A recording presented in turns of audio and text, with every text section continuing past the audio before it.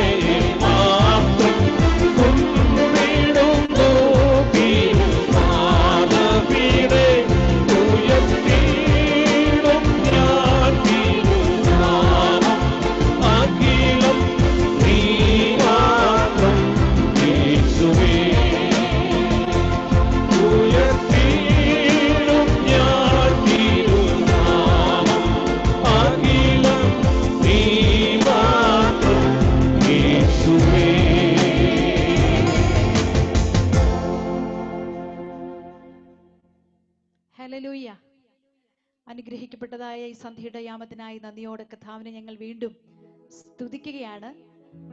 ഇങ്ങനെ ഇപ്രകാരം ദൈവദാസന്മാരോടും ദൈവജനത്തോടും ചേർന്ന് ഈ സമയത്ത് ഹല്ലേലൂയ കർത്താവിനെ ആരാധിപ്പാൻ, ദൈവത്തെ മഹത്വപ്പെടുത്തുവാൻ ഹല്ലേലൂയ എൻ്റെ കർത്താവ് നൽകി തന്ന വലിയ ഭാഗ്യത്തിനായി കർത്താവിനെ സ്തുതിക്കുകയും വാഴ്ത്തുകയും ചെയ്തു. സംഭവങ്ങളെ കൊണ്ട് നിറഞ്ഞ ഓരോ ദിവസവും ഓരോ മിനിറ്റുകളും നമ്മളെ വിട്ട് കടന്നു പോയിക്കൊണ്ടിരിക്കുക. ഹല്ലേലൂയ. കർത്താവ് നമ്മെ നടത്തുന്നതായ ദൈവ സ്നേഹത്തെ ഓർത്താൽ എത്ര സ്തുതിച്ചാലും എത്ര മഹത്വപ്പെടുത്തിയാലും മതിയാകത്തില്ല. Hallelujah, hallelujah. കർത്താവ് നമ്മെ ഓരോരുത്തരെയും അത്ഭുതകരമായാണ് ഓരോ ദിവസവും വഴി നടത്തിക്കൊണ്ടിരിക്കുന്നത്. ഹല്ലേലൂയ. തന്റെ ഭക്തന്മാർക്ക് വേണ്ടി അവൻ സംഗ്രഹിച്ചിരിക്കുന്നതും തന്നിൽ ആശ്രയിക്കുന്നവർക്ക് വേണ്ടി മനുഷ്യപുത്രന്മാർ കാണെ ചെയ്തതുമായ നന്മ എത്ര വലുതെന്ന് ഈ നാളുകളിൽ പിന്നെയും കർത്താവിന്റെ മഹിമ കണ്ട സാക്ഷികളായി തീരുവാൻ കർത്താവ് നമ്മെ സഹായിക്കട്ടെ. ദൈവസ്നേഹത്തെ വർണ്ണിക്കുന്ന ഒരു ഗാനം പാടുന്നു. കഴിഞ്ഞ കാലം ഞാൻ ഓർത്തിടുമ്പോൾ ഇതിനൊന്നും യോഗ്യതയില്ല. Praise the lord, hallelujah. ഇങ്ങനെ ഈ ശുശ്രൂഷയിൽ നിൽക്കണമെന്ന് ആഗ്രഹിച്ച ഒരു വ്യക്തി അല്ലായിരുന്നു ഞാൻ. എന്നാൽ എൻ്റെ കർത്താവിന്റെ സ്നേഹത്താൽ പിടിക്കപ്പെടുവാനിടയായി തീർന്നു. പഠനത്തിലും ഹല്ലേലൂയ വിദ്യാഭ്യാസത്തിൻ്റെതായ മണ്ഡലങ്ങളിൽ ജോലി കാര്യങ്ങളൊക്കെയാണ് ആഗ്രഹിച്ചത്. എന്നാൽ എൻ്റെ കർത്താവിന്റെ സ്നേഹത്താൽ പിടിക്കപ്പെട്ടപ്പോൾ ഈ ലോകത്തിലുള്ളതൊക്കെ ചപ്പന്നും ചവറന്നു വേണ്ടുവാൻ കർത്താവിന്റെ വേലയ്ക്ക് വേണ്ടി സമർപ്പിക്കപ്പെടുവാൻ കർത്താവിടെയാക്കി തീർത്തു. ഹല്ലേലൂയ. കഴിഞ്ഞ 29 വർഷമായി എൻ്റെ പ്രിയപ്പെട്ടവനോട് ചേർന്ന് കർത്താവ് ഞങ്ങളെ ഏൽപ്പിച്ചിരിക്കുന്ന ശുശ്രൂഷ അയക്കുന്ന മണ്ഡലങ്ങളിലൊക്കെ ചെയ്തുകൊണ്ടിരിക്കുന്നു. ഇത്രത്തോളം ദൈവം ഞങ്ങളെ സഹായിച്ചു. ഹല്ലേലൂയ. ബലഹീനനായ ഏഴയനെ ബലത്തോടെ എൻ്റെ കർത്താവ് നിർത്തി. ഹല്ലേലൂയ. ദൈവസ്നേഹത്തെ വർണ്ണിക്കുന്ന അനുഗ്രഹിക്കപ്പെട്ട ഒരു ഗാനം പാടുന്നു.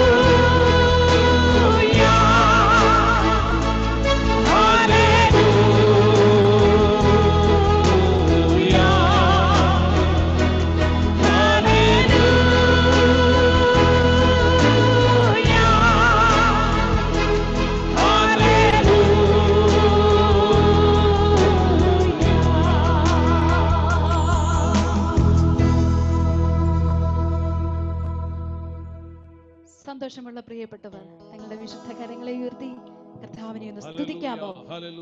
Hallelujah, praise the lord, hallelujah. കർത്താവ് നമ്മെ സഹായിക്കട്ടെ. തുടർന്ന് ഒരു ഗാനം നമ്മൾ ചേർന്ന് പാടി കർത്താവിനെ ആരാധിക്കാനായിട്ട് പോവുകയാണ്. ക്രിസ്തീയ ജീവിതം അത് സൗഭാഗ്യ ജീവിതം, കർത്താവിന്റെ കുഞ്ഞുങ്ങൾക്ക് ആനന്ദദായകം. കഷ്ടം കൂട്ടാളിയാണ്. Hallelujah, hallelujah. പ്രത്യാശയോടെ, ആ വിശ്വാസത്തോടെ ജീവിതത്തിൽ എന്തെല്ലാം പ്രതിസന്ധികൾ കടന്നു വന്നാലും എൻ്റെ ക്രിസ്തേശു നായകൻ കൂട്ടാളിയാണ് എന്നുള്ള ആ അനുഗ്രഹിക്കപ്പെട്ട ഗാനം ചേർന്ന് പാടി കർത്താവിനെ നമുക്കൊന്ന് ആരാധിക്കാം. ഹല്ലേലൂയ. നാം ഓരോരുത്തരും പല ഭവനങ്ങളിൽ ഇരുന്നാണ് ഈ മീഡിയയിൽ കൂടെ ഹല്ലേലൂയ ഈ ഗാനങ്ങൾ ശ്രവിക്കുന്നത്, ദൈവവചനം കേൾക്കുന്നത്.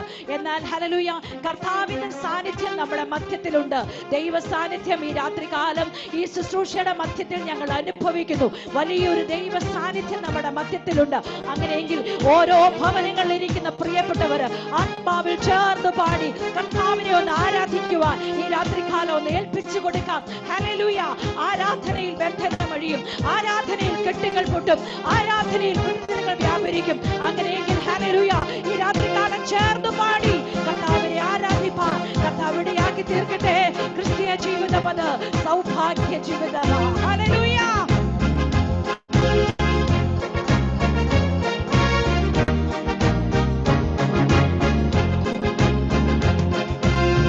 ക്രിസ്തീയ ജീവിതം സൗഭാഗ്യ ജീവിതം, കർത്താവിൻ കുഞ്ഞുങ്ങൾ ആനന്ദദായകം.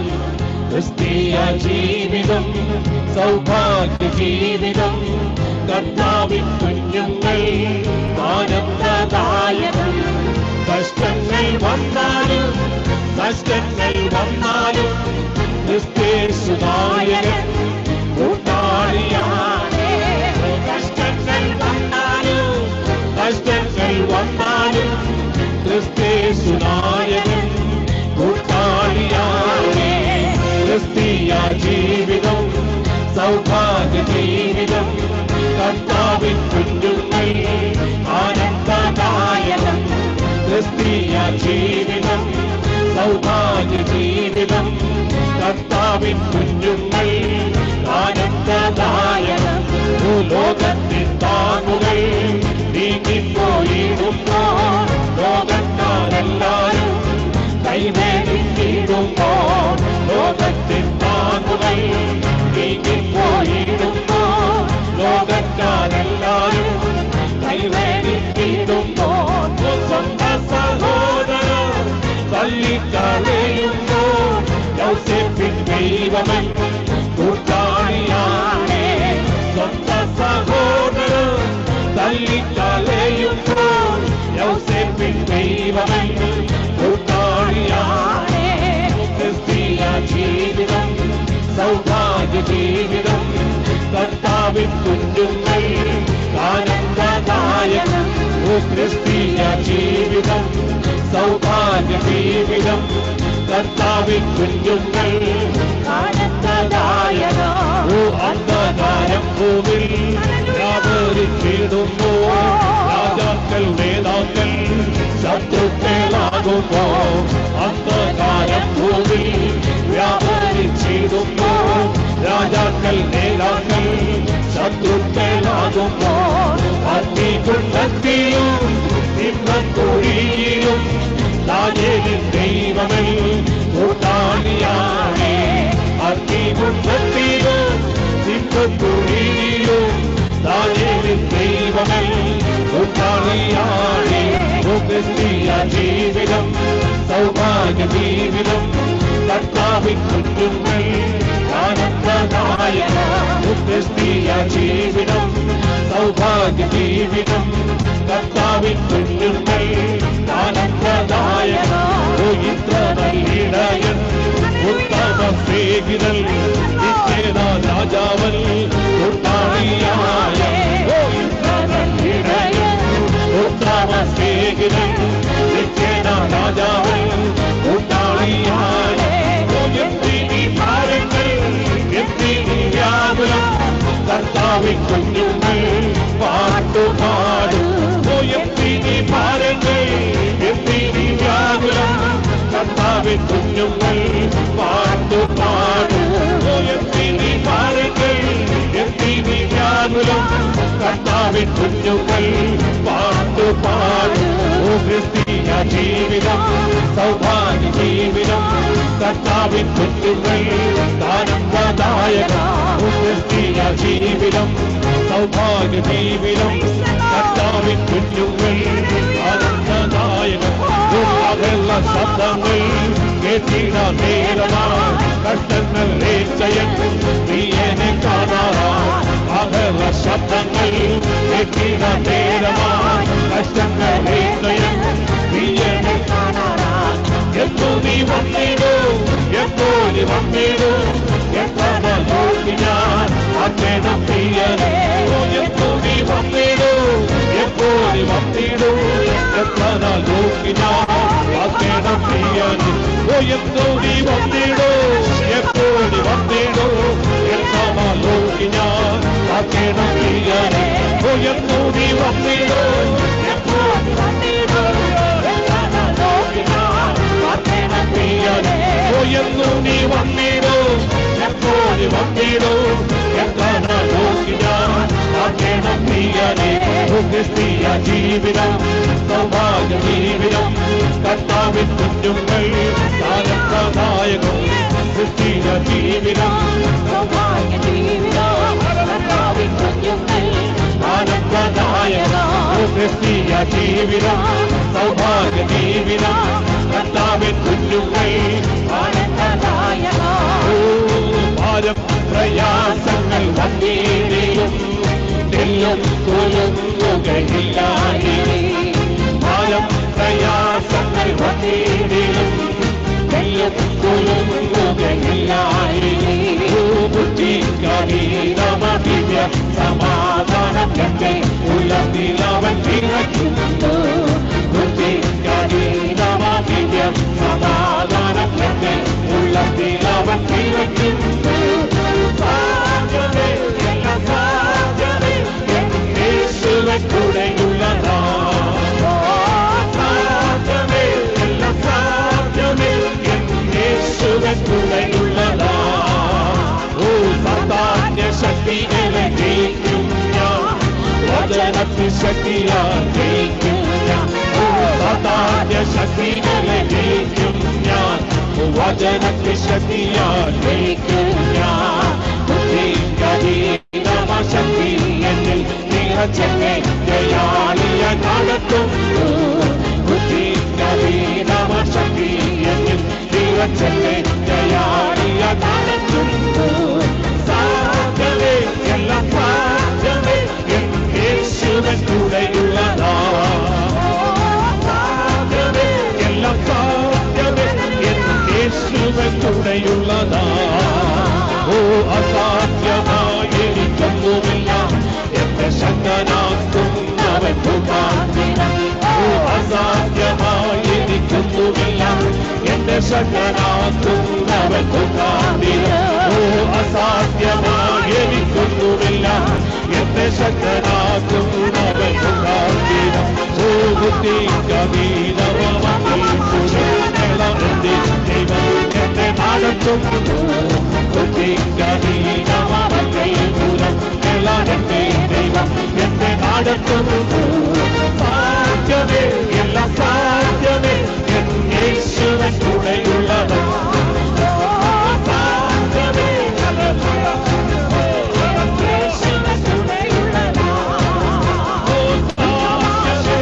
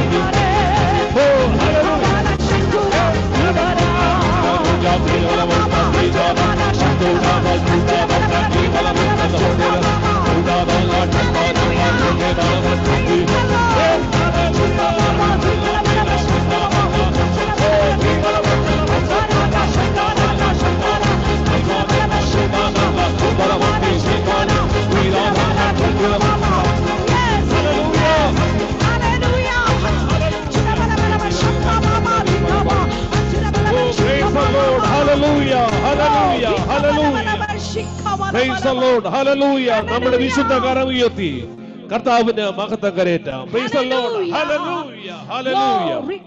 ദൈവം നമ്മളെ ഏവരെയും അനുഗ്രഹിക്കുകയും സഹായിക്കുകയും ചെയ്യുമാറാകട്ടെ. Praise the Lord. Praise the Lord. കൂടെ എന്റെ കർത്താവിനെ ഉയർത്തുവാൻ തൊക്കണം കർത്താവ് നൽകിയ വിലയേറിയ അവസരത്തെ ഓർത്ത് സ്തോത്രം.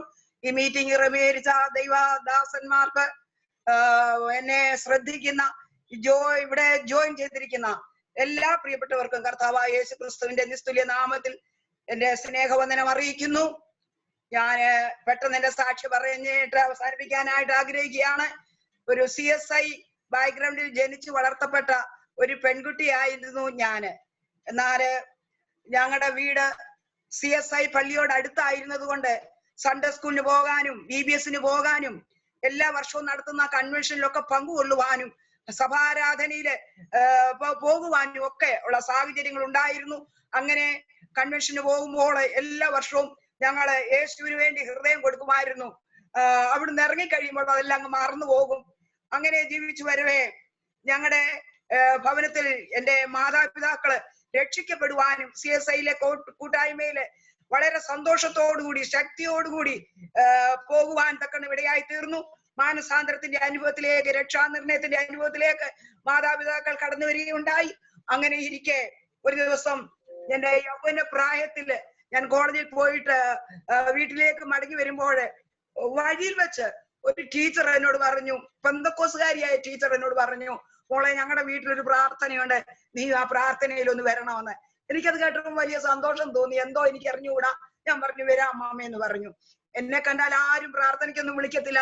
അതുപോലെ ലോകസ്നേഹത്തിൻ്റെതായ വളരെ പിടിയില് ഞാൻ അകപ്പെട്ടിരുന്നു. എന്റെ വേഷഭൂഷാദികളെല്ലാം ലോകസ്നേഹത്തിന് ചേർന്നതായിരുന്നു. എന്നാൽ ആ പ്രാർത്ഥനയ്ക്ക് വരണമെന്ന് പറഞ്ഞപ്പോൾ എന്റെ ഹൃദയത്തിൽ ഒരു സന്തോഷം തോന്നി. ഞാൻ വീട്ടിൽ ചെന്ന് എന്റെ സഹോദരനോട് പറഞ്ഞു, എടാ മോനെ, നമുക്കിന്ന് ആ വീട്ടിലൊരു പ്രാർത്ഥനയ്ക്ക് പോകണം. വീടൊക്കെ ഞാൻ പരിചയപ്പെടുത്തി കൊടുത്തു. പോണമെന്ന് പറഞ്ഞു. അങ്ങനെ ഞങ്ങൾ പ്രാർത്ഥനയ്ക്ക് ചെന്നപ്പോൾ ഒരു 3-4 പേരുണ്ട് അവിടെ. അവിടെ ചെന്നപ്പോൾ അവരൊക്കെ ആഭരണം ധരിക്കാത്തവരാണ്. എനിക്ക് എന്റെ ആഭരണത്തെ കുറിച്ച് അധികമില്ലെങ്കിലും ഉള്ള ആഭരണത്തെ കുറിച്ച് എനിക്ക് വലിയ ലജ്ജ തോന്നി. ഞാൻ സാരി കൊണ്ട് തലയൊക്കെ മൂടി, കഴുത്തൊക്കെ മൂടി ഇങ്ങനെ ഇരുന്നു. അവരെല്ലാം പ്രാർത്ഥിക്കുകയും ആരാധിക്കുകയും ചെയ്തപ്പോൾ എന്റെ ഹൃദയം ദൈവത്തിങ്കിലേക്ക് ആകർഷിക്കപ്പെടുകയുണ്ടായി. ദൈവത്തിന് സ്തോത്രം. ഞാൻ അവിടെ ഇരുന്നോണ്ട് എന്നെ തന്നെ സമർപ്പിച്ച് പ്രാർത്ഥിച്ചു, കർത്താവേ, യഥാർത്ഥമായ ഒരു ദൈവത്തിനായി ജീവിക്കുവാനായിട്ട് ഞാൻ ആഗ്രഹിക്കുന്നു, അതിനായി എന്നെ തന്നെ സമർപ്പിക്കുന്നുവെന്ന് ഞാൻ പറയുകയുണ്ടായി. ആ നിമിഷം തന്നെ ഒരു വലിയൊരു സന്തോഷവും സമാധാനവും എന്തോ എനിക്ക് അതുവരെ ലഭിക്കാത്തതായ ഒരു അനുഭവം എന്റെ ജീവിതത്തിൽ ഉണ്ടാകുകയുണ്ടായി. എന്നാല് ആ പ്രാർത്ഥന കഴിഞ്ഞതിന് ശേഷം എന്നോട് അവിടെ പ്രാർത്ഥിക്കാനായിട്ട് വന്ന ഒരമ്മാമ എന്നോട് പറഞ്ഞു, കുഞ്ഞുമോളെ ഇനി സ്നാനപ്പെടണമെന്ന്.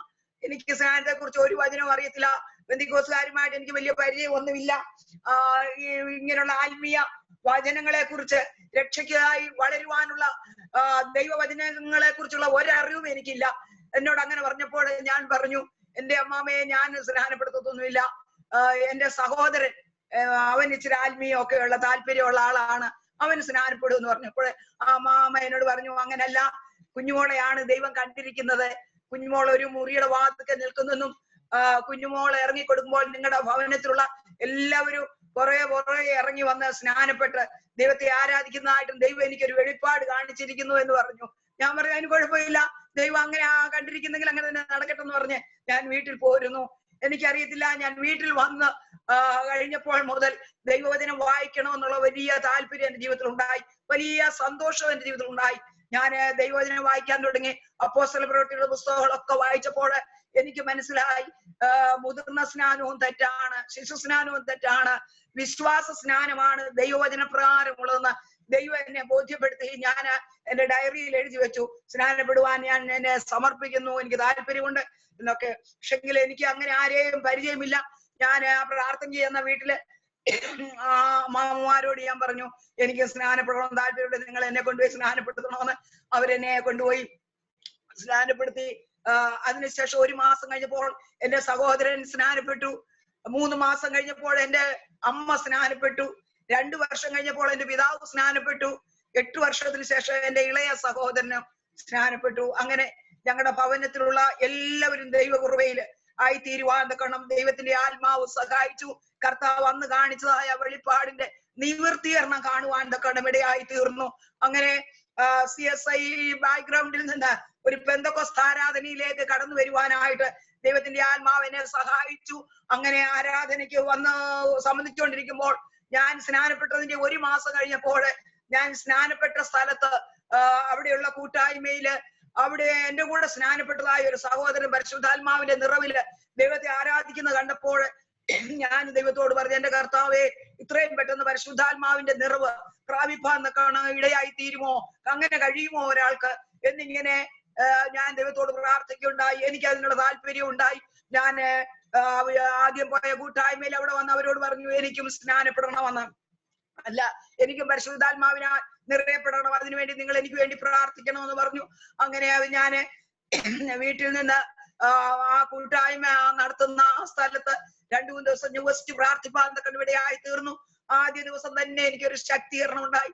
2-ാമത്തെ ദിവസം അല്പം കൂടെ ഒരു ശക്തീകരണം ഉണ്ടായി. 3-ാമത്തെ ദിവസം സഭായോഗമാണ്. ഞാൻ വിചാരിച്ചു എന്നെ കർത്താവ് ആ സഭായോഗത്തിൽ വെച്ച് അഭിഷേകം ചെയ്യുമെന്ന്. എന്നാല് സഭായോഗത്തിൽ വെച്ച് എനിക്കൊരു പുതിയ ശക്തി ലഭിച്ചു എന്നല്ലാതെ എനിക്ക് എന്റെ ആഗ്രഹം അന്യഭാഷയിൽ കർത്താവിനെ മഹത്വപ്പെടുത്തണമെന്നാണ്. എന്നാൽ എനിക്ക് അതിന് കഴിഞ്ഞില്ല. എനിക്ക് സങ്കടമായി, കർത്താവേ, എനിക്ക് അന്യഭാഷയിൽ നിന്നെ സ്തുതിക്കണം. സഭായം കഴിഞ്ഞ് എല്ലാവരും പിരിഞ്ഞു പോയി. ആ വീട്ടിലുള്ള അമ്മാമയും അവരുടെ കുടുംബാംഗങ്ങളുമായിട്ട് ഞങ്ങൾ ഒരുമിച്ച് 3-4 പേര് ഇങ്ങനെ പ്രാർത്ഥിച്ചുകൊണ്ടിരിക്കും. പിന്നെ ഞങ്ങൾ പ്രാർത്ഥിക്കാനിരിക്കുകയാണ്. പ്രാർത്ഥിച്ചുകൊണ്ടിരുന്നപ്പോൾ അവിടെ തമ്പാറുമില്ല, പാട്ടുമില്ലായിരുന്നു. പ്രാർത്ഥിച്ചുകൊണ്ടിരിക്കുമ്പോൾ പരിശുദ്ധാത്മാവിനാല് ദൈവം എന്നെ അഭിഷേകം ചെയ്യുവാൻ ഇടയായി തീർന്നു. ദൈവത്തിന് സ്തോത്രം. ഞങ്ങളുടെ ഭവനത്തിലുള്ള എല്ലാവരും പരിശുദ്ധാത്മാവിനാല് പിൽക്കാലത്തിൽ നിറയപ്പെടുവാനും വേർപെട്ട് കർത്താവിനെ ആരാധിപ്പാനും കർത്താവ് അവസരങ്ങളെ ഒരുക്കി. അപ്പോഴേ ഞങ്ങൾ ഇങ്ങനെ CSIയിൽ നിന്ന് പെന്തക്കോസ്ത് മാർഗത്തിലേക്ക് തിരിച്ചപ്പോൾ ഞങ്ങളെ പലരും പരിഹസിച്ചു, കളിയാക്കി.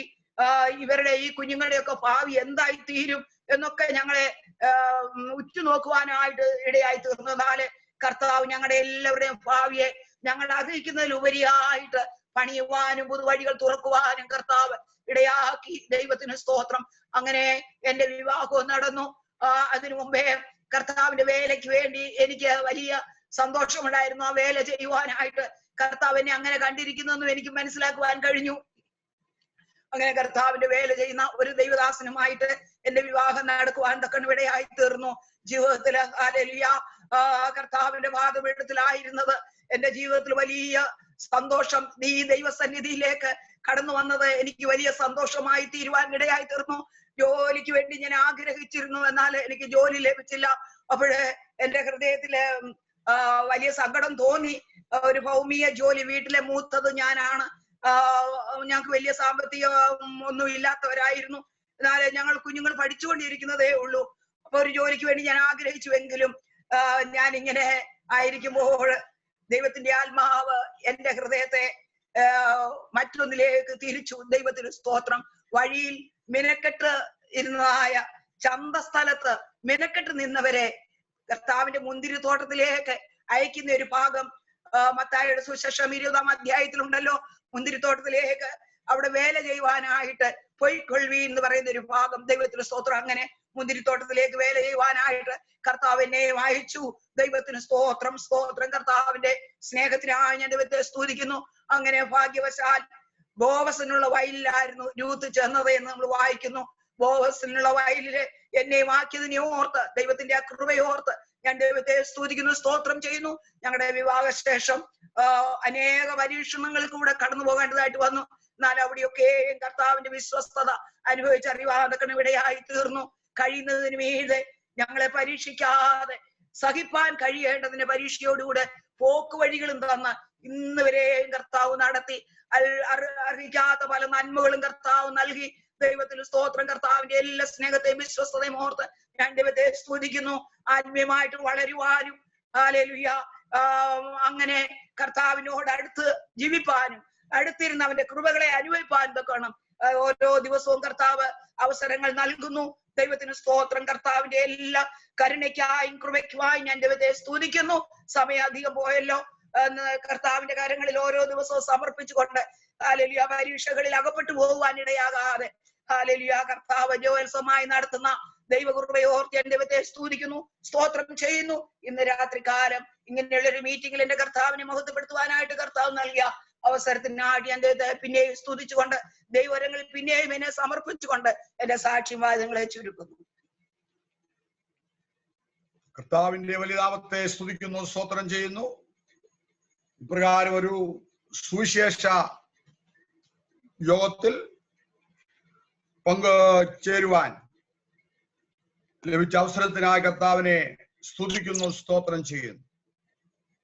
ആത്മാഭാരത്തോടുകൂടി ഈ മീറ്റിംഗുകൾ ക്രമീകരിച്ച കർത്താവിന്റെ ദാസൻ കുടുംബം, ഒടുവിലുള്ളതായ സഭ, മറ്റ് ദേവദാസന്മാർ എല്ലാവർക്കും കർത്താവായ യേശു ക്രിസ്തുവിന്റെ നാമത്തിലുള്ള സ്നേഹവന്ദനം അറിയിക്കുന്നു.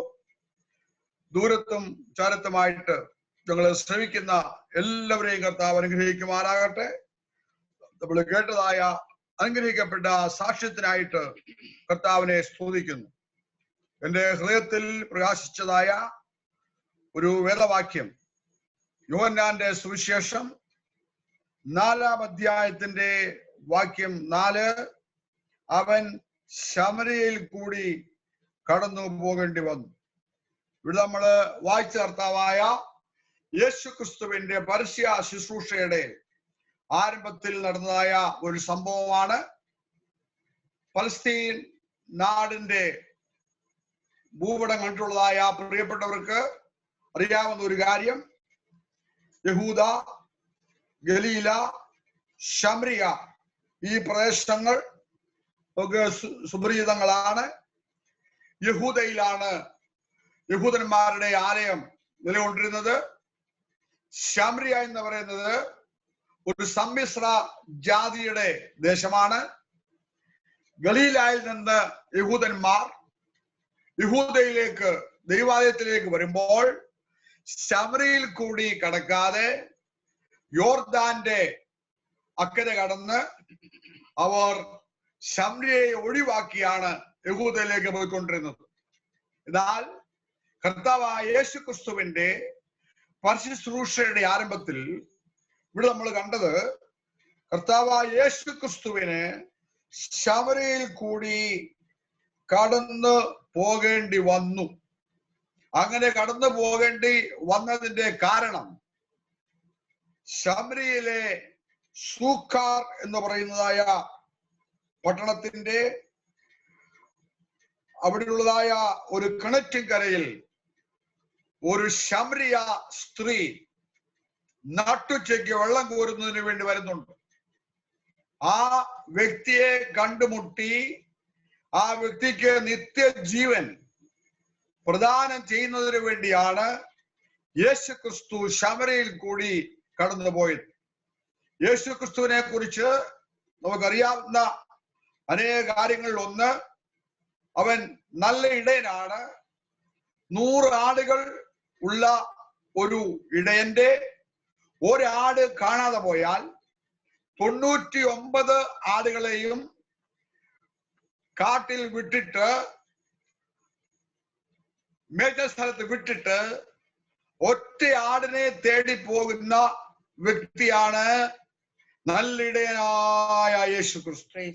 അപ്പോൾ ഈ ശമരിയ എന്ന് പറയുന്ന സ്ഥലത്ത് നിന്ന് 12-ാം മണി നേരത്ത് 6-ാം മണി നേരത്ത് അവിടെ പറഞ്ഞിരിക്കുന്നത് ഉച്ചയ്ക്കത്തെ സമയമാണ്. വെള്ളം കോരുന്നതിനു വേണ്ടി ഒഴിഞ്ഞ പാത്രവുമായിട്ട് വരുന്ന ഒരു സ്ത്രീയെ കണ്ടുമുട്ടി അവരുടെ ഒഴിഞ്ഞ ഹൃദയത്തെ നിറയ്ക്കുന്നതിന് വേണ്ടിയാണ് കർത്താവായ യേശു ക്രിസ്തു ശമരിയിൽ കൂടി കടന്നു പോയത്. ആ വേദഭാഗം നമുക്ക് തുറന്ന് വായിച്ചാൽ ഈ വ്യക്തിയുമായിട്ട് യേശു ക്രിസ്തു സംസാരിക്കുന്നതായിട്ടും അവൾ നിത്യ ജീവന്റെ അവകാശിയാകുന്നതായിട്ടും അവൾ പട്ടണത്തിൽ മടങ്ങിച്ചെന്ന് അവൾക്ക് ലഭിച്ചതായ ആ അനുഭവത്തെ കുറിച്ച് കണ്ടുമുട്ട് യേശുവിനെ കുറിച്ച് സാക്ഷിക്കുന്നതായിട്ട് നമുക്ക് കാണുവാൻ കഴിയും. ഒരൊറ്റ വ്യക്തിയുടെ വിടുതലിനു വേണ്ടി പ്രവർത്തിക്കുന്നവനായ കർത്താവായ യേശു ക്രിസ്തുവിനെയാണ് നമ്മൾ അവിടെ കാണുന്നത്. ഇന്ന് കേരളത്തെ മാത്രമല്ല ഇന്ത്യയുടെ പല ഭാഗങ്ങളിൽ, ലോകത്തിന്റെ നാനാഭാഗങ്ങളിൽ ഏറ്റവും അധികം നടപാടിക്കൊണ്ടിരിക്കുന്ന ഒരു വിഷയമാണ് ആത്മഹത്യ എന്നുള്ളത്. കഴിഞ്ഞ ദിവസത്തെ ഒരു പത്രക്കുറിപ്പിൽ വായിക്കുവാൻ ഇടയായി തീർന്നു. മാർച്ച് മാസത്തിന് ശേഷം ഒക്ടോബർ മാസം വരെയുള്ളതായ കാലയളവിൽ കേരളത്തിലെ 173 വിദ്യാർത്ഥിനികൾ ആത്മഹത്യ ചെയ്തതായിട്ട് പത്രത്തിൽ വായിക്കുവാൻ കഴിയും. അവര് 10 വയസ്സ് മുതൽ 16 വയസ്സ് വരെ ഉള്ളതായ വ്യക്തികളാണ് ഇപ്രകാരം ആത്മഹത്യ ചെയ്തിരിക്കുന്നത്. ആത്മഹത്യയുടെ വിഷയം ഗ്രഹിക്കാത്തതുകൊണ്ടാണോ എന്ന് എനിക്ക് അറിഞ്ഞുകൂടാ. ജീവിക്കുവാൻ ആഗ്രഹമില്ലാത്തവർ ജീവിതം അവസാനിപ്പിക്കുന്നതിനു വേണ്ടി വിഷം കഴിച്ചോ, നരമ്പ് മുറിച്ചോ, കെട്ടിയാന്നോ ഏതെങ്കിലുമൊക്കെ വിധത്തിൽ മരണത്തിലേക്ക് വഴുതി വീഴുകയാണ്. ജീവിതം അവസാനിപ്പിക്കുക എന്നുള്ളതാണ് അവരുടെ ലക്ഷ്യം. എന്നാൽ ദൈവത്തിന്റെ വചനം നാം പഠിച്ചാൽ ആത്മഹത്യ എന്ന് പറയുന്നതായ ആ വാക്ക് പോലും ശരിയല്ലെന്ന് മനസ്സിലാക്കാം. മനുഷ്യന്റെ ആളത്വത്തിൽ 3 ഘടകങ്ങളുള്ളതായിട്ട് 1 5-ാം അധ്യായത്തിൽ 23-ാം വാക്യത്തിലും എബ്രായർ 4:12 നമുക്ക് കാണാൻ കഴിയും. നിങ്ങളുടെ ആത്മാവും പ്രാണനും ദേഹവും എന്നാണ് അവിടെ പൗലോസ് പറഞ്ഞിരിക്കുന്നത്. ആത്മാവിനെയും പ്രാണനെയും സന്ധി മജ്ജകളെയും തുളച്ച് ചെല്ലുന്നതായ ദൈവത്തിന്റെ വചനത്തെ കുറിച്ച് എബ്രായർ 4:12 പറയുന്നുണ്ട്. ഇതിൽ ആത്മാവെന്ന് പറയുന്നതായ ഘടകം, ഏതൊരു ലോട്ടത്തിൽ ദൈവം മനുഷ്യനെ മണ്ണുകൊണ്ട് ഉളവാക്കി അവന്റെ മൂക്കിൽ ജീവശ്വാസം ഊതി, ആ ജീവശ്വാസം അവന്റെ ഉള്ളിൽ ആത്മാവായി തീർന്നു. ഈ ആത്മാവ് ഒരിക്കലും മരിക്കുന്നില്ല എന്നുള്ളതാണ് ദൈവത്തിന്റെ വചനത്തിലെ ഏറ്റവും വലിയൊരു സത്യം. കർത്താവായ യേശുക്രിസ്തുവിന്റെ കാലത്ത് യേശു ഉയർപ്പിച്ചതായ ചില വ്യക്തികളുണ്ട്. യായിറോസിന്റെ മകൾ, നയിലിലെ വിധവയുടെ മകൻ ലാസർ തുടങ്ങിയവരെ ഉയർപ്പിച്ചിട്ടുണ്ട്. അതിൽ യായിറോസിന്റെ മകളെ ഉയർപ്പിച്ചതായ ആ ചരിത്രം രേഖപ്പെടുത്തിയിരിക്കുന്ന സുവിശേഷങ്ങളിൽ അവിടെ ഒരു പ്രത്യേക കാര്യം പറഞ്ഞിട്ടുണ്ട്. അവളുടെ ആത്മാവ് മടങ്ങി വന്നു.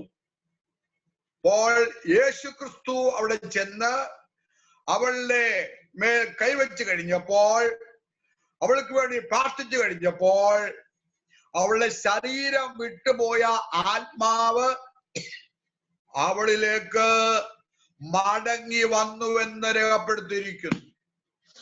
എനിക്ക് പരിചയമുള്ളതായ അല്ലെങ്കിൽ ഞാൻ വായിച്ചിട്ടുള്ളതായ പല സംഭവകഥകളുണ്ട്.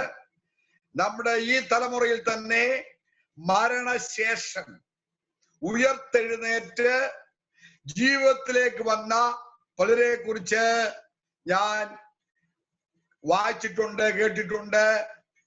ഇന്ന് നമ്മുടെ ഈ പാട്ട് ലീഡ് ചെയ്തുകൊണ്ടിരിക്കുന്നതായ പാസ്റ്റർ ജെയിംസിന്റെ ഭാര്യ പാടിക്കൊണ്ടിരുന്ന ലിനി എന്ന് പറയുന്നതായ ആ സഹോദരി 16-ാമത്തെ വയസ്സിൽ മരിച്ച് അവരുടെ പാസ്റ്ററുടെ പ്രാർത്ഥനയാൽ ഉയർത്തെഴുന്നേൽക്കപ്പെട്ട വ്യക്തിയാണ്. അതുപോലെ അമേരിക്കയില്, വടക്കേന്ത്യയില് പല ഭാഗങ്ങളിൽ ഉയർത്തെഴുന്നേറ്റവരുടെ അനുഭവം ഞാൻ വായിച്ചിട്ടുണ്ട്, കേട്ടിട്ടുണ്ട്. ഒരു വ്യക്തി ആത്മഹത്യ ചെയ്യുമ്പോൾ അവന്റെ ആത്മാവ് മരിക്കുന്നില്ല. 2 സ്ഥലങ്ങളിൽ ഒന്നിലേക്ക് അവന്റെ ആത്മാവ് കടന്നു ചെല്ലും. യേശു ക്രിസ്തുവുമായി രക്ഷന്റെ ബന്ധത്തിലേക്ക് കടന്നു വന്നിരിക്കുന്നവരുടെ ആത്മാക്കൾ കടന്നു ചെല്ലുന്നത് ഇമ്പങ്ങളുടെ പരദീസയിലാണ്. കർത്താവായ യേശു ക്രിസ്തുവിന്റെ സന്നിധിയിലാണ്. അവരവിടെ ആനന്ദ ലഹരയിൽ ആയിരിക്കുന്നുവെന്ന് ഗ്രഹിക്കുവാൻ കഴിഞ്ഞിട്ടുണ്ട്.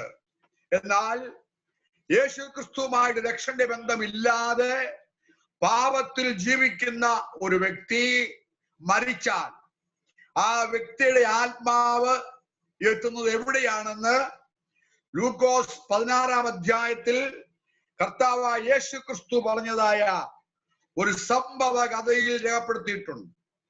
ഉപമയല്ല, സംഭവ കഥയാണ്. ധനവാന്റെ വീടിന്റെ പടിപ്പുരയ്ക്കൽ കിടന്നിരുന്ന ലാസർ, അവന്റെ വ്രണങ്ങൾ നായ്ക്കൾ നക്കിക്കൊണ്ടിരുന്നു. അവൻ മരിച്ചു. ദൂതന്മാർ അവന്റെ ആത്മാവിനെ അബ്രഹാമിന്റെ മടിയിലേക്ക് കൊണ്ടുപോയി. ചില നാൾ കഴിഞ്ഞ് ധനവാൻ മരിച്ചു. ധനവാന്റെ ആത്മാവ് പോയത് യാതനാ സ്ഥലത്തേക്കാണെന്ന് അവിടെ കർത്താവ് വളരെ വ്യക്തമായി പറഞ്ഞിരിക്കുകയാണ്. യാതനാ സ്ഥലത്ത് കിടന്നുകൊണ്ട് അബ്രഹാമിന്റെ മടിയിൽ ലാസർ ഇരിക്കുന്നത് ഇവൻ കണ്ടെന്ന് മറ്റോട് രേഖപ്പെടുത്തിയിട്ടുണ്ട്. ഞാൻ വിശദീകരിക്കുന്നില്ല. യേശു ക്രിസ്തുവുമായി രക്ഷന്റെ ബന്ധത്തിൽ ഏർപ്പെടാത്ത ഒരു വ്യക്തി മരിക്കുമ്പോൾ ആ വ്യക്തിയുടെ ആത്മാവ് കടന്നു പോകുന്നതായ സ്ഥലത്തിന്റെ പേരാണ് യാതനാ സ്ഥലം.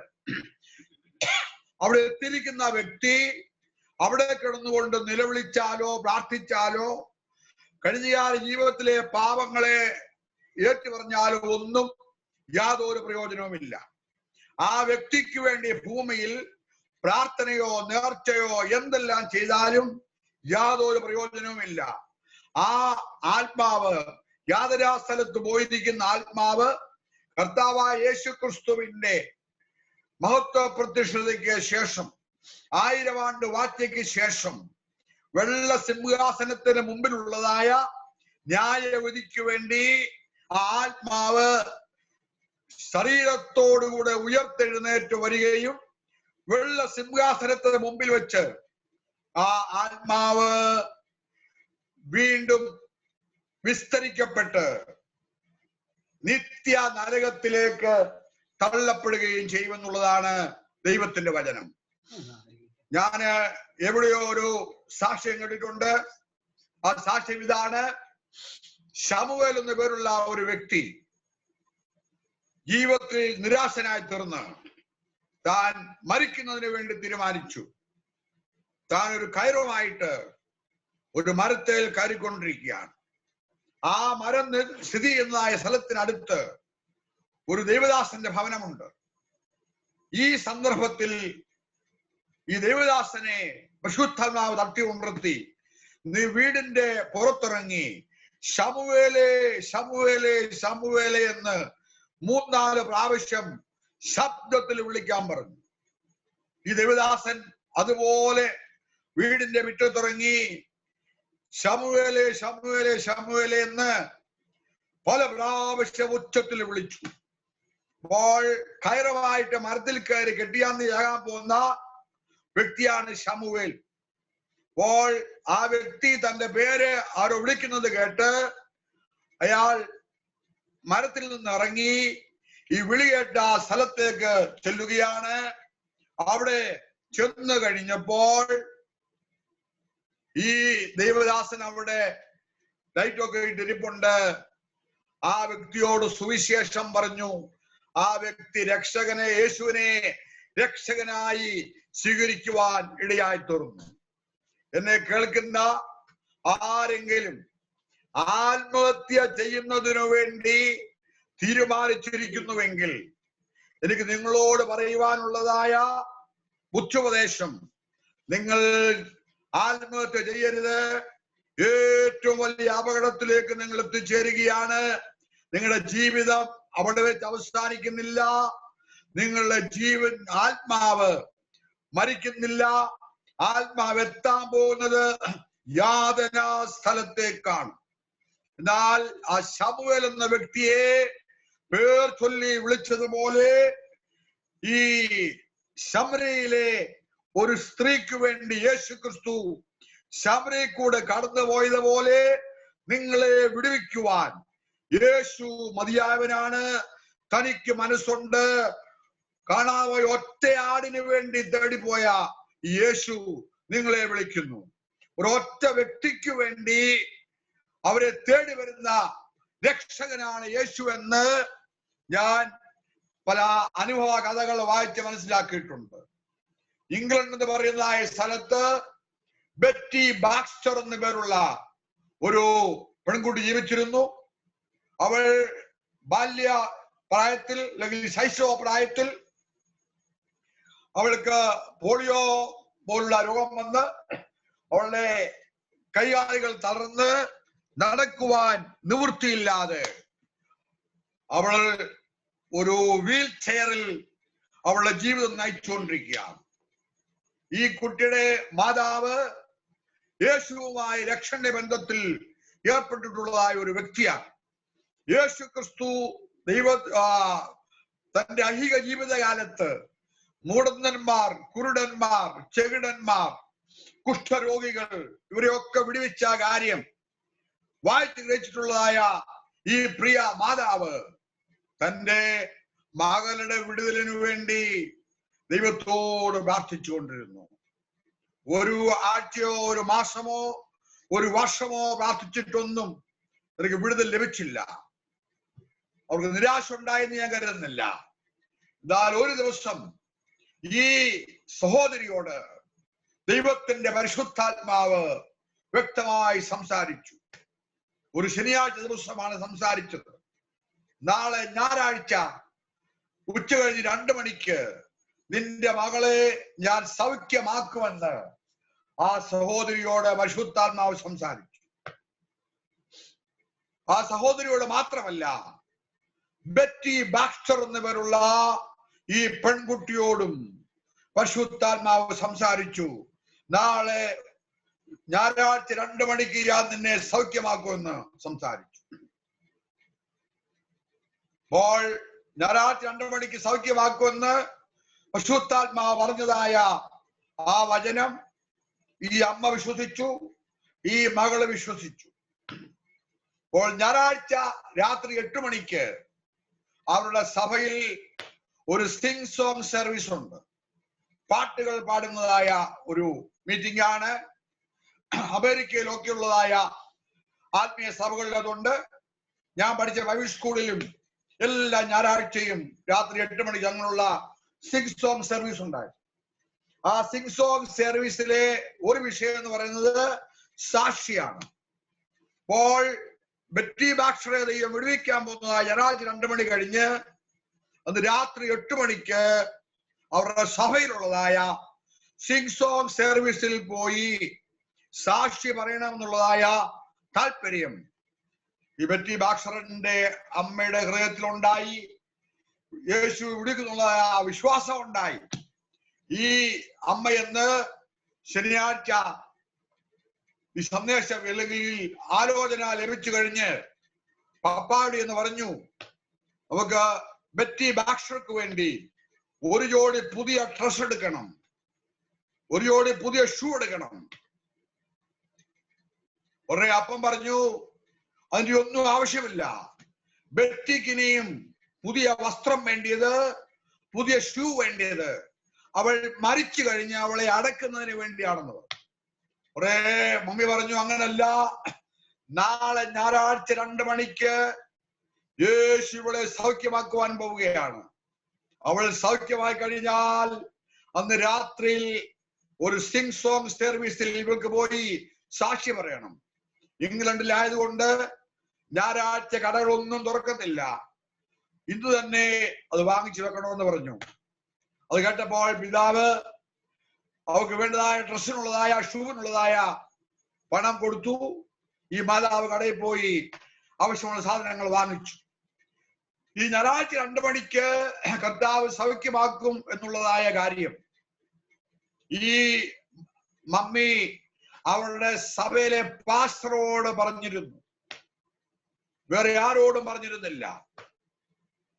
അവരുടെ പാസ്റ്റർ ആ പ്രദേശത്തുള്ള ഒരു ഫോട്ടോഗ്രാഫറോടും ഈ വിഷയം പറഞ്ഞു.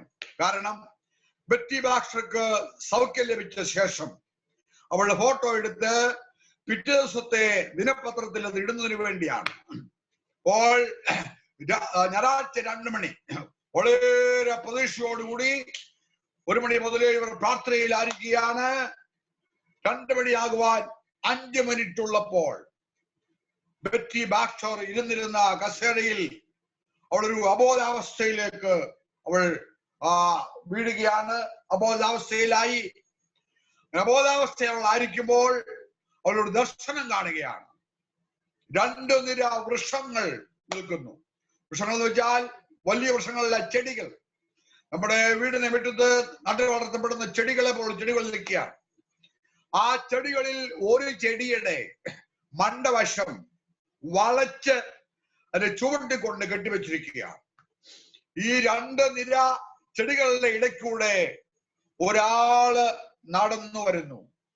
ഈ നടന്നു വരുന്നത് ആരാണെന്ന് ആരും അറിയപ്പെടുത്തണ്ട. ആളിന്റെ കണ്ണുകളിൽ നോക്കിയാൽ മനസ്സിലാകും. കമ്പാഷണേറ്റ് ഐസ്, അനുകമ്പ നിറഞ്ഞ ആർദ്രത നിറഞ്ഞതായ കണ്ണുകൾ. നടന്നു വരുന്നത് യേശു തന്നെയാണ്. യേശു നടന്നു വരുന്ന കാഴ്ച ബെറ്റി ബാക്സ്റ്റർ അബോധാവസ്ഥയിൽ കണ്ടുകൊണ്ടിരിക്കുകയാണ്. അങ്ങനെ നടന്നു വന്ന് ഈ മണ്ടവശം പിടിച്ച് വളച്ചുകൊണ്ട് കെട്ടിയിരിക്കുന്നതായ ചെടിയുടെ ചുവട്ടിൽ യേശു വന്നിട്ട് അതിന്റെ കെട്ടഴിച്ചു വിട്ടു. ഈ കെട്ടഴിച്ചു വിട്ടപ്പോൾ ഈ ചെടി നിവർന്നു. ഈ കെട്ടഴിച്ചു വിട്ടതായ സന്ദർഭത്തിൽ ബെറ്റി ബാക്സ്റ്ററുടെ രോഗബന്ധനങ്ങൾ അഴിഞ്ഞു.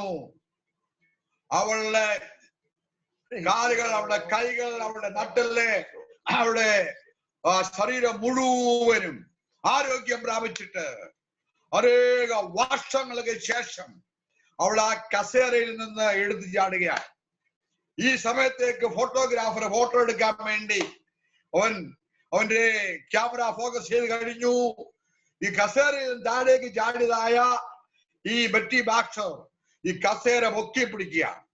ഈ കസേര പൊക്കി പിടിച്ചുകൊണ്ട് നിൽക്കുന്നതായ ഫോട്ടോ ആണ് ഈ ഫോട്ടോഗ്രാഫർ എടുത്തത്. പിറ്റേ ദിവസത്തെ ദിനപത്രത്തിന്റെ 1ാമത്തെ പേജിൽ വന്നിരിക്കുന്നത് അനേക വർഷക്കാലം നടക്കുവാൻ കഴിയാതെ വീൽ ചെയറിലായിരുന്നതായ ബെറ്റി ബാക്സ്റ്റർക്ക് യേശുക്ക് അത്ഭുത വിടുതൽ കൊടുത്തതിനെ കുറിച്ചുള്ളതായ സാക്ഷ്യവും ഫോട്ടോയുമായിട്ടാണ് ഞാൻ പറഞ്ഞു വന്നതായ വിഷയം. ഒരൊറ്റ വ്യക്തിക്ക് വേണ്ടി യേശു കടന്നു വരുന്നവനാണ്. യേശു ഒറ്റ വ്യക്തിക്ക് വേണ്ടി കടന്നു വന്ന വേറൊരു വിഷയം കൂടി ഞാൻ പറഞ്ഞ് മുമ്പോട്ട് വരാൻ ആഗ്രഹിക്കുന്നു. ഇത് സംഭവിച്ചത് പാകിസ്ഥാനിലാണ്. പാകിസ്ഥാനിലുള്ളതായ ഒരു മന്ത്രിയുടെ മകൾ മുസ്ലിമാണ്. അവളുടെ ശൈശവത്തിൽ തന്നെ മുമ്പേ പറഞ്ഞതുപോലെ പോളിയോ രോഗം വന്ന് ഇവിടെ തളർന്നുപോയി. മന്ത്രി ആയതുകൊണ്ട് ഇവൾക്ക് വേണ്ടി ചെയ്യാവുന്ന ചികിത്സകളെല്ലാം ചെയ്തു. ഇവളെയും കൊണ്ട് പുണ്യസ്ഥലമായ മെക്ക, മെദീനയിലൊക്കെ പോയിട്ടുണ്ട്. ഇവൾക്ക് വേണ്ടി നേർച്ചകള് എല്ലാം ചെയ്തു. പണമെല്ലാം മുടക്കി ചികിത്സിച്ചു. പക്ഷേ സൗഖ്യമായില്ല. അവൾ ഒരു മുറിക്കകത്ത് അടയ്ക്കപ്പെട്ടിരിക്കുകയാണ്. അവളെ നോക്കുന്നതിന് വേണ്ടി ഒരാളിനെ ഏൽപ്പിച്ചിട്ടുണ്ട്. അങ്ങനെ ഇരിക്കുമ്പോൾ ഗുൽഷാൻ എന്നു പേരുള്ള ഈ മുസ്ലിം പെൺകുട്ടി ഇസ്ലാം മതപ്രകാരം ഭക്തയായിരുന്നു. ഖുർആൻ എന്ന വിശുദ്ധ ഗ്രന്ഥം വായിക്കുമായിരുന്നു. വെളുപ്പിന് 3 മണിക്കുള്ളതായ പ്രാർത്ഥനയിൽ ഇവൾ എഴുന്നേറ്റിരുന്ന് പ്രാർത്ഥിക്കുമായിരുന്നു. അവള് ഖുർആൻ ഇങ്ങനെ വായിച്ചുകൊണ്ടിരിക്കുമ്പോൾ അവക്ക് ഈശാ നബിയെ കുറിച്ച്, യേശു ക്രിസ്തുവിനെ കുറിച്ച് ഒരു കാര്യം ബോധ്യപ്പെട്ടു. യേശു ക്രിസ്തു മരിച്ചവരെ ഉയർപ്പിച്ചിട്ടുള്ളവനാണ്. കുരുടന്മാർക്ക് കാഴ്ച കൊടുത്തിട്ടുള്ളവനാണ്. ചെകിടന്മാർക്ക് കേൾവി കൊടുത്തിട്ടുള്ളവനാണ്. മുടന്തന്മാരെ നടത്തിയിട്ടുള്ളവരാണ്. പക്ഷവാത രോഗികളെ സൗഖ്യമാക്കിയിട്ടുള്ളവനാണ്. ഈ സത്യങ്ങൾ ഇവൾ ഗ്രഹിച്ചു കഴിഞ്ഞപ്പോൾ അവളുടെ പ്രാർത്ഥനയിൽ യേശുവിനോടുള്ളതായ പ്രാർത്ഥന ഇവൾ ആരംഭിച്ചു. യേശുവെ, അങ്ങയുടെ ജീവിതകാലത്ത് ഇതുപോലുള്ള രോഗികളെ സൗഖ്യമാക്കിയിട്ടുണ്ട്. എന്നെ അവിടെ സൗഖ്യമാക്കണമേ എന്ന് ഇവള് പ്രാർത്ഥിക്കുവാൻ തുടങ്ങി. ചിലപ്പോൾ നിങ്ങൾ ചിന്തിക്കുമായിരിക്കും, ഒരു മുസ്ലിം പെൺകുട്ടി ആയതുകൊണ്ട് ഉടനെ സൗഖ്യം ലഭിക്കുമായിരിക്കും. 3 വർഷക്കാലം ഇവൾ പ്രാർത്ഥിച്ചുവെന്നാണ് ഞാൻ അവളുടെ സാക്ഷ്യത്തിൽ നിന്ന് വായിച്ച് മനസ്സിലാക്കിയത്. 3ാമത്തെ വർഷത്തിൽ വെളുപ്പിനെ 3 മണിക്ക് ഇവൾ പ്രാർത്ഥിക്കുവാൻ വേണ്ടി എഴുന്നേറ്റപ്പോൾ അവളുടെ ഹൃദയത്തിൽ വിഷാദവും സങ്കടവും നിരാശയും ഒക്കെ ഉണ്ടായി. കാരണം ഞാൻ 3 വർഷക്കാലം പ്രാർത്ഥിച്ചിട്ടും എനിക്ക് യേശു വിടുതൽ നൽകിയില്ലല്ലോ എന്നുള്ളതായ ഒരു സങ്കടവും അവളുടെ ഹൃദയത്തെ ഭരിച്ചു. അവൾ അങ്ങനെ സങ്കടത്തോടു കൂടി അവളെ കിടക്കയിൽ ഇരുന്ന് പ്രാർത്ഥിച്ചുകൊണ്ടിരിക്കുമ്പോൾ അവളുടെ മുറിയിലേക്ക് 13 തേജസ് ഉള്ള പുരുഷന്മാർ കടന്നു വരുന്നതായിട്ട് അവൾ കാണുകയാണ്. ദർശനമല്ല, വാസ്തവമായിട്ട് 13 പേര് കടന്നു വരികയാണ്. ഈ 13 പേര് ആരാണെന്ന് ചോദിച്ചാൽ, ഒന്ന് കർത്താവായ യേശു ക്രിസ്തുവാണ്. 12 പേര് യേശു ക്രിസ്തുവിന്റെ ശിഷ്യന്മാരാണ്. ഈ 13 പേര്, തേജസ് നിറഞ്ഞതായ 13 പേര് ആ മുറിയിൽ കടന്നിരുന്നു. യേശു അവളോട് സംസാരിച്ചു.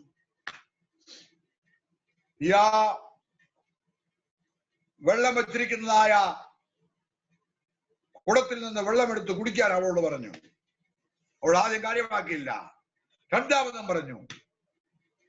അവൾ ഈ ശബ്ദം കേട്ട് കഴിഞ്ഞതായ നിമിഷത്തിൽ അവളുടെ ശിരസ് മുതൽ അവളുടെ പാദം വരെ യേശുവിന്റെ ശക്തി വ്യാപരിച്ച് ആ നിമിഷത്തിൽ അവൾ അത്ഭുതകരമായി വിടുവിക്കപ്പെടുവാൻ ഇടയായിട്ട് തോന്നുന്നു.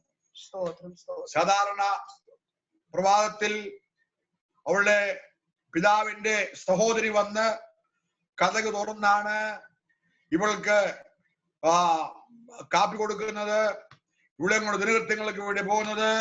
എന്നാൽ അന്ന് ഇവൾ തന്നെ കതക് തുറന്നു.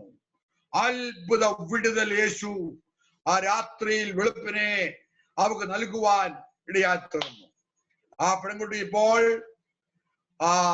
യൂറോപ്യൻ രാജ്യങ്ങളിൽ എവിടെയോ ജീവനോട് ഇരിപ്പുണ്ടെന്ന് എനിക്ക് വായിച്ചറിയുവാൻ സാധിച്ചു. ഞാൻ പറയുന്നതായ വിഷയം, ഒരൊറ്റ വ്യക്തിക്ക് വേണ്ടി കടന്നു വന്ന് ഒരൊറ്റ വ്യക്തിയെ വിടുവിക്കുന്നവനാണ് യേശു. എന്നെ കേൾക്കുന്ന പ്രിയ സുഹൃത്തെ, നിങ്ങളുടെ ജീവിതത്തിന്റെ അവസ്ഥ എന്തായിരുന്നാലും നിങ്ങളെ സ്നേഹിക്കുന്ന ഒരു ദൈവമുണ്ട്, നിങ്ങൾക്ക് വേണ്ടി കരുതുന്ന ഒരു കർത്താവുണ്ട്. നിങ്ങൾ ആയിരിക്കുന്നതായ സ്ഥാനത്ത് നിങ്ങൾ ഈ യേശു ക്രിസ്തുവിനോട് പ്രാർത്ഥിക്കുന്നുവെങ്കിൽ നിങ്ങളുടെ അവസ്ഥകൾക്ക് മാറ്റം വരുത്തുവാൻ, നിങ്ങളെ രക്ഷിക്കുവാൻ, ആത്മഹത്യ ചെയ്യുവാൻ നിങ്ങൾ ഉദ്ദേശിച്ചിരിക്കുന്നതായ ആ വിഷയത്തിന് പരിഹാരം തരുവാൻ യേശു മതിയായവനാണ്. അവൻ നിങ്ങളെ സ്നേഹിക്കുന്നു, അവൻ നിങ്ങളെ വിളിച്ചുകൊണ്ടിരിക്കുകയാണ്.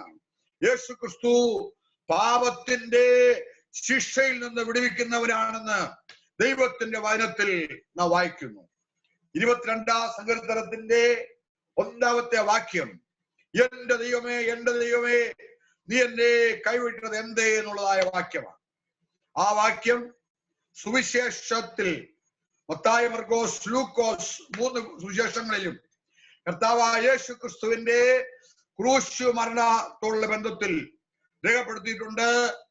പാപങ്ങളുടെ പരിഹാരത്തിന് വേണ്ടി യേശു ക്രിസ്തു ക്രൂശിക്കപ്പെട്ടപ്പോൾ താൻ ക്രൂശിൽ കിടന്നുകൊണ്ട് ആദ്യമേ ചോദിച്ചതായ ഒരു ചോദ്യമാണ്, my God, my God, why hast thou forsaken me? എന്റെ ദൈവമേ, എന്റെ ദൈവമേ, നീ എന്നെ കൈവിട്ടത്. യേശുവിനെ പിതാവായ ദൈവം കൈവിട്ടത് എന്തിനു വേണ്ടിയാണ്? പാപത്തിൽ ജീവിക്കുന്ന നിത്യ നരകത്തിനു വേണ്ടി ഒരുക്കപ്പെട്ടിരിക്കുന്ന വ്യക്തികളെ വിടുവിക്കുന്നതിനു വേണ്ടി അവർക്ക് പകരമായിട്ടാണ് യേശു ക്രിസ്തു ക്രൂശിന്മേൽ മരിച്ചത്. യെശയ്യാപ്രവചനം 53-ാം അധ്യായത്തിൽ അത് വ്യക്തമായി രേഖപ്പെടുത്തിയിട്ടുണ്ട്. ഞാൻ സമയക്കുറവുണ്ട് ആ വേദഭാഗങ്ങൾ വായിക്കുന്നില്ല. യേശു ക്രിസ്തു ക്രൂശിന്മേൽ മരിച്ചത് തന്റെ പാപത്തിനു വേണ്ടിയല്ല, എന്റെയും നിങ്ങളുടെയും പാപങ്ങളുടെ പരിഹാരത്തിനു വേണ്ടിയാണ്. അങ്ങനെ യേശു ക്രിസ്തു പിതാവായ ദൈവത്താൽ കൈവിടപ്പെട്ടു എന്ന് പറഞ്ഞിരിക്കുന്നതിന്റെ അർത്ഥം എനിക്കും നിങ്ങൾക്കും വേണ്ടി യാതനാ സ്ഥലം യേശു ക്രിസ്തു തന്റെ ക്രൂശ് മരണത്തിൽ അനുഭവിച്ചു എന്നുള്ളതാണ് അതിന്റെ ദൈവശാസ്ത്രപരമായ സത്യം. അപ്രകാരം യേശു ക്രിസ്തു നമുക്ക് വേണ്ടി ക്രൂശിന്മേൽ പകരം മരിച്ചു എന്നുള്ളതായ സത്യത്തെ പഴയ നിയമത്തിലെ ഒരു സംഭവം വ്യക്തമാക്കി കാണിക്കുന്നുണ്ട്. എല്ലാവർക്കും അറിയാവുന്ന വിഷയമാണ്. ഉൽപ്പത്തി 22-ാം അധ്യായത്തിൽ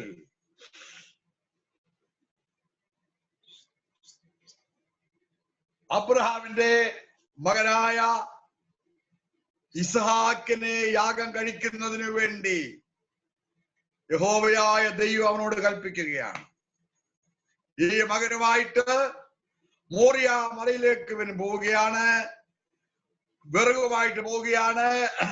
മകനെ അർപ്പിക്കാൻ വേണ്ടി തന്നെയാണ് അബ്രഹാം പോകുന്നത്. എന്നാൽ അവിടെ ചെന്ന് കഴിഞ്ഞപ്പോൾ യാഗപീഠം പണിത് വിറകടുക്കി ഇസ്ഹാക്കിനെ വിറകിന്മേൽ കെട്ടി കിടത്തിയിരിക്കുമ്പോൾ ഒരു ശബ്ദം അബ്രഹാം കേൾക്കുന്നു. അബ്രഹാമേ, അബ്രഹാമേ, ബാലന്റെ മേൽ കൈ വയ്ക്കരുത്.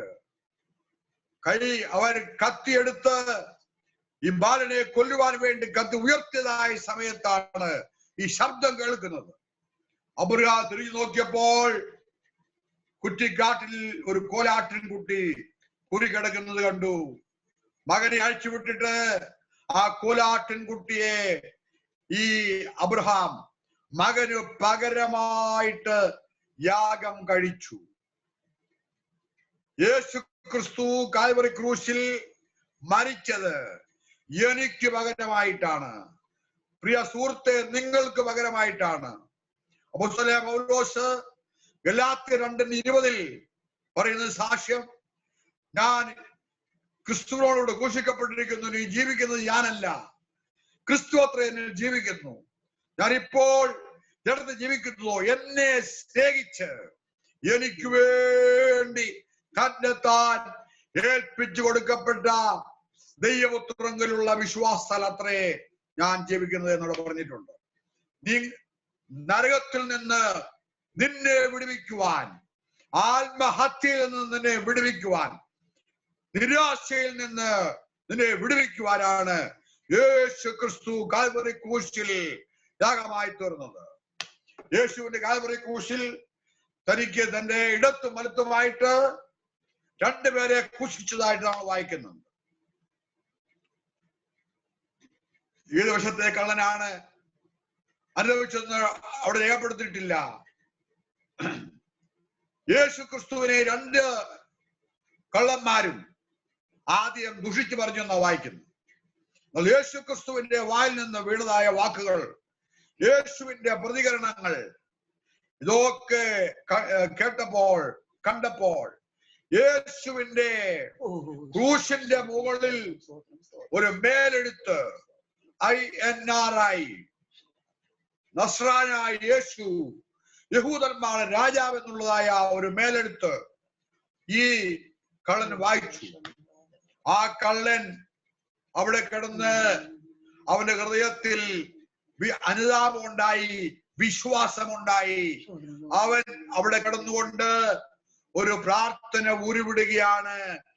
യേശുവേ, നീ രാജത്വം പ്രാപിച്ചു വരുമ്പോൾ എന്നെയും ഓർത്തുകൊള്ളണമേ. യേശു ക്രൂശിൽ വേദനപ്പെട്ട് കിടക്കുക. എന്നാൽ ഈ അനുഭവിച്ചതായ കള്ളന്റെ വാക്കുകൾ യേശുവിന്റെ കർണപുടത്തിൽ പതിഞ്ഞു. യേശു അവൻ ഉടനെ മറുപടി കൊടുത്തു. അവനോട് യേശു പറഞ്ഞു, ഇന്ന് നീ എന്നോട് കൂടെ പറുദീസായിൽ ഇരിക്കും. രാജ്യത്വം പ്രാപിച്ചു വരുമ്പോൾ ഓർത്തുകൊള്ളണം എന്താണ് അവൻ അപേക്ഷിച്ചത്. എന്നാൽ യേശു പറഞ്ഞത് ഇന്ന് നീ എന്നോടുകൂടെ പരദീസയിലിരിക്കുമെന്നാണ്.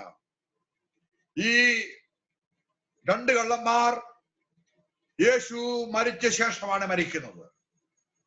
യേശു മരിച്ചു കഴിഞ്ഞ് തന്റെ ആത്മാവ് അബ്രഹാമിന്റെ മടിയെന്ന് മുമ്പ് ഞാൻ പറഞ്ഞതായ പരദീസയിൽ പോയി. കുറെ കഴിഞ്ഞാണ് ഈ രണ്ട് കള്ളന്മാർ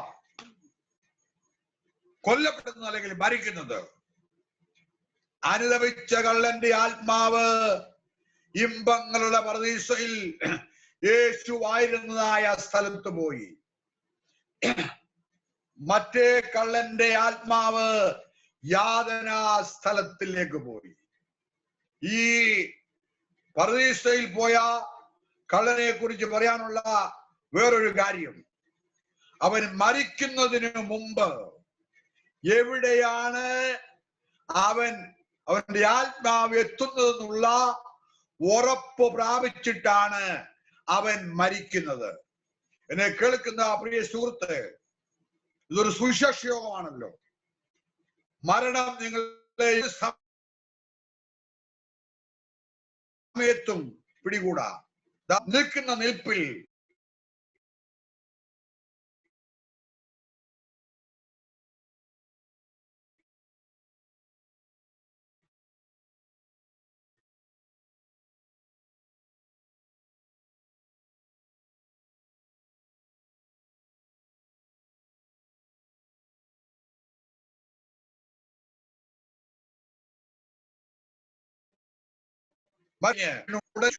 വെച്ചാണ് മരിക്കുന്നതെന്ന് അറിഞ്ഞാൽ ഞാൻ അവിടെ പോകത്തില്ലെന്ന്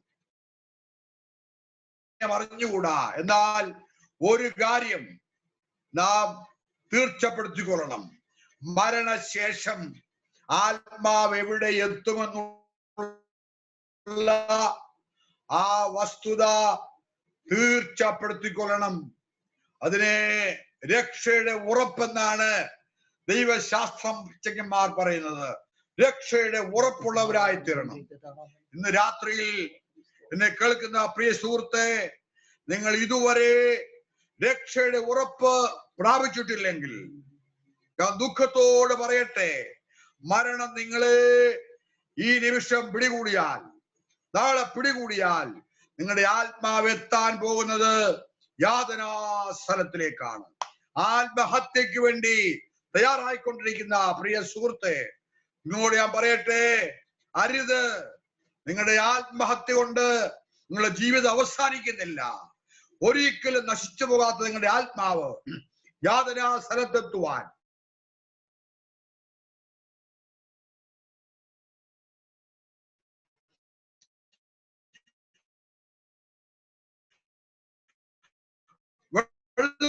സിംഹാസന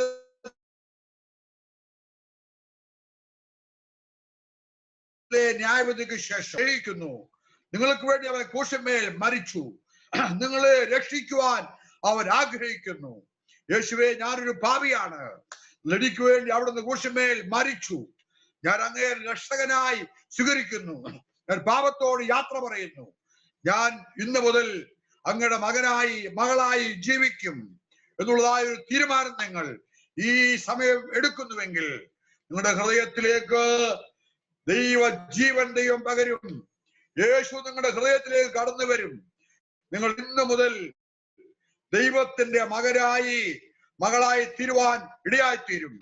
പാപം ചെയ്യാത്ത ഒരു ജീവിതം, പാപത്തെ ജയിക്കുന്ന ഒരു ജീവിതം നയിക്കുന്നതിന് ദൈവത്തിന്റെ പരിശുദ്ധാത്മാവ് നിങ്ങളെ സഹായിക്കും. ആദ്യം സാക്ഷ്യത്തിൽ കേട്ടതുപോലെ യേശു രക്ഷിതാവായി സ്വീകരിച്ചവർക്ക് ദൈവം നൽകുന്നതായ ദാനമാണ് പരിശുദ്ധാത്മദാനം. ആ പരിശുദ്ധാത്മദാനം നമുക്ക് നൽകുന്നത് റോമന്റെ 2-ാം വാക്യത്തിൽ വായിക്കുന്നുണ്ട്, ജീവന്റെ ആത്മാവിന്റെ പ്രമാണം. എനിക്ക് പാപത്തിന്റെയും മരണത്തിന്റെയും പ്രമാണങ്ങളിൽ നിന്ന് ക്രിസ്തുയേശുവിൽ സ്വാതന്ത്ര്യം വരുത്തിയിരിക്കുന്നു. പാപത്തെ ജയിക്കുന്നതായ, നീതിയിൽ മുന്നേറുന്നതായ, ജയകരമായ ജീവിതം നയിക്കുന്നതായ ഒരവസ്ഥയിൽ നിങ്ങളെ എത്തിക്കുന്നത് ഈ ദൈവത്തിന്റെ പരിശുദ്ധാത്മാവാണ്. ഇന്ന് കേട്ടതായ ഈ വചനത്തിന് മുമ്പിൽ നിങ്ങളായിരിക്കുന്നതായ സ്ഥലത്ത് ഇരുന്നു കൊണ്ട് നിങ്ങൾ യേശുവുമായിട്ട് ഉടമ്പടിയിലേക്ക് പ്രവേശിക്കുന്നുവെങ്കിൽ ഇന്നും രാത്രിയിൽ നിങ്ങളുടെ പേര് ജീവന്റെ പുസ്തകത്തിൽ എഴുതപ്പെടാൻ